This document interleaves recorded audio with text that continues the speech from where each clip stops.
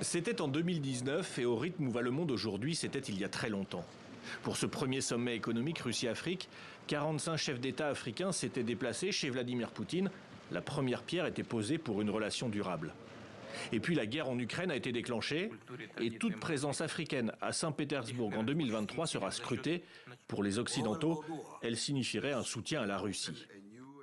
Alors qui sera sur place? Quelques certitudes pour les pays amis.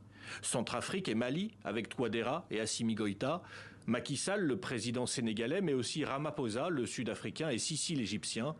Des poids lourds entourés également du président de l'Union africaine, Moussa Faki Mahamat. Et au-delà de la photo de groupe et du test diplomatique pour compter ses soutiens, des discussions seront engagées sur l'aspect sécuritaire. Le groupe Wagner a annoncé vouloir se déployer toujours plus sur le continent, abandonnant l'Ukraine. Et certains pays africains, concernés au premier chef par la présence de militaires russes sur leur sol, attendent de la clarté après la tentative de coup de force de Wagner en Russie. Mais cette rencontre est d'abord présentée comme un sommet économique. 2600 chefs d'entreprise seraient invités et Vladimir Poutine annonce vouloir s'impliquer dans tous les domaines imaginables.